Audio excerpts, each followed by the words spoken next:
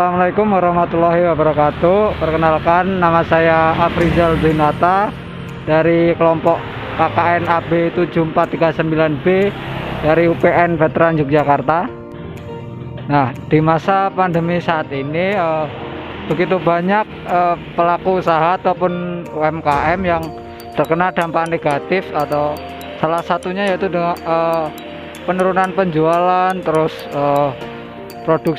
produksinya berkurang, kemudian ada pendapatannya juga berkurang. Nah, lalu apa sih upaya dan strategi pemerintah itu sendiri untuk menangani hal ini? Nah, pemerintah sendiri telah melakukan program atau membuat program, yaitu salah satunya yaitu memberikan stimulus bagi UMKM dengan bantuan langsung tunai, kemudian ada pengurangan suku bunga.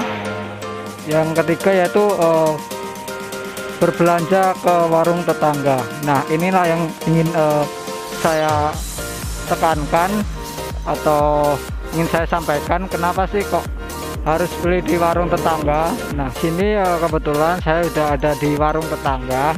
Nah, mungkin terlihat sederhana sih, tapi di sini udah ada bahan-bahan kebutuhan sehari-hari. Contohnya di sini ada sayuran, minyak, kemudian ada telur juga, ada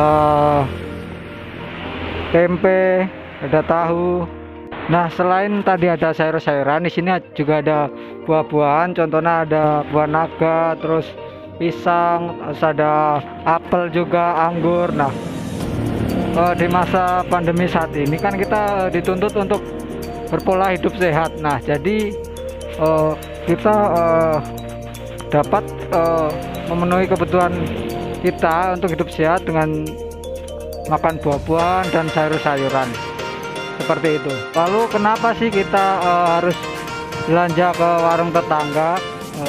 Apa bedanya dengan contoh kita belanja ke supermarket atau Indo April atau Alfamay? Nah, sedikit menjelaskan, ketika kita berbelanja ke contohnya supermarket, itu keuntungan yang didapat oleh mereka itu biasanya tuh digunakan untuk contoh bisa liburan, untuk ya dia memperkaya diri lah. Nah, di sisi lain itu kalau ketika kita belanja ke warung tetangga, kan keuntungan yang didapat mungkin hanya 2.000, 1.000 ataupun 500. Nah, itu keuntungannya itu digunakan untuk memenuhi kebutuhan sehari-hari, contohnya buat makan, buat membayar sekolah anaknya. Nah, seperti itu. Selain yang tadi, kita juga kalau belanja ke warung tetangga itu kan bisa meningkatkan perekonomian tetangga kita. Jadi nggak hanya itu, kita juga ada interaksi silaturahmi. Contoh kalau kita belanja ke contohnya supermarket, itu mungkin kita hanya belanja ke kasir kemudian pulang, nggak ada komunikasi ataupun interaksi silaturahmi. Bahwa program ini nantinya juga akan meningkatkan perekonomian di Indonesia sendiri, karena kalau kita hanya contoh saja kita punya uang terus kita ditabung, nanti perekonomian juga akan stagnan dan mandek begitu saja, karena tidak ada perputaran uang yang